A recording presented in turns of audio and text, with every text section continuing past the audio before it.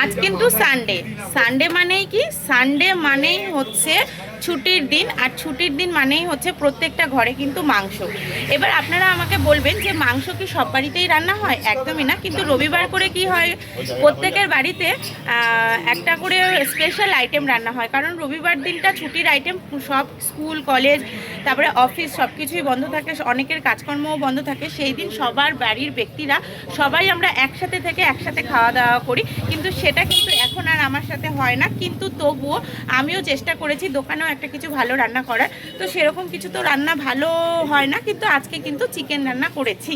দোকানে রান্না করেছি হচ্ছে চিকেন। আর কি কি রান্না করেছি তাহলে চলুন দেখিয়ে দিই। একদম সরু ঝুরঝুরে মিনিকেট চালের ভাত হয়েছে। ভাত কিন্তু একদম ঝুরঝুরে হয়, এই নিয়ে কোনো বিশ্লেষণ চলবে না। আর কিন্তু আজকে এই যে এখানে রান্না হয়েছে একদম লাল লাল কষা চিকেন রান্না করেছি, আর সাথেই হয়েছে মাছের ঝোল, আলু ভাতে। সমীর এগুলো সব এদিকে করে দাও।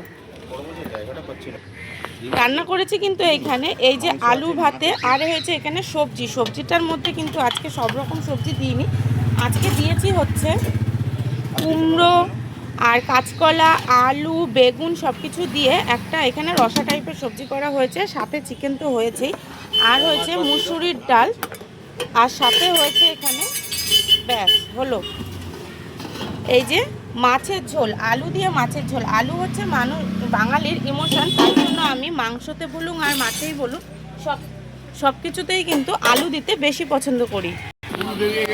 চিকেন রান্না সাথে সাথে কিন্তু কাস্টমার খেয়েও নিয়েছে, আর কাস্টমারের ভালো লেগেছে। দাদা চিকেনটা কেমন হয়েছে একটু ভিডিওতে বলুন।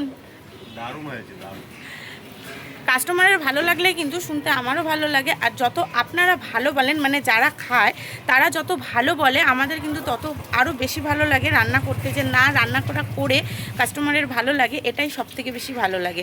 এই যেমন ধরুন আমরা হোম ডেলিভারি খাবার দিই, বাড়িতে গিয়ে যে পৌঁছে দিয়ে আসি, তাদের যে রিকমেন্ডটা থাকে, আর তারা যখন ফিডব্যাকে বলে না যে মুক্তিদি খাবারটা খুব টেস্টি ছিল, রান্নাটা খুব ভালো হয়েছে, তারপরেও যখন বলে যে খাবার দেওয়ার ধরনটা, খাবার পাঠানোর ধরনটা, নানান ধরনের নানাবিধি কথা যখন তারা বলে না, শুনতে অনেকটাই ভালো লাগে। আর ভালোটা শুনতে তো প্রত্যেকেরই ভালো লাগে, শোনার থেকেও সবথেকে বড় কথা কি বলুন তো, কাজের প্রতি আগ্রহটা বাড়ে, যে না কাজটা করছি সেই কাজের প্রতি একটা আগ্রহ বাড়ে। এইগুলো এইভাবেই চলছে। তো যাই হোক, আজকে সেই আবার বলছি আর্জেন্টিনা কিন্তু আজকে জিতে গেল, এতে কোনো আর কিছু বিলম্বের কোনো ব্যাপারই নেই। ফাইনালেও আশা করছি উঠে যাবে, আর যেদিন ফাইনাল উঠবে সেই দিন জন্য কিন্তু আপনাদের কাছে একটা বিশাল বড় একটা ভিডিও আসবে, যার কারণ সেই দিনকে কিন্তু আমাদের পাড়ায় অনেক বড় একটা অনুষ্ঠান হবে।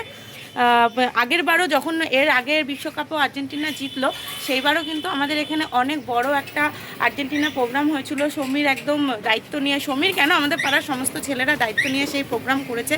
বক্স আনা, খাওয়া দাওয়া, পিকনিক মতন সারা পাড়ার লোককে বসিয়ে খাওয়ানো, একটা আনন্দই ব্যাপারটাই আলাদা। সেইটা যেন এইবার আবার হয়। যারা আপনারা আর্জেন্টিনাকে সাপোর্ট করেন তারা প্লিজ আমার এই ভিডিওটা লাইক করে একটা কমেন্ট অবশ্যই করে দেবেন। এখন টাটা।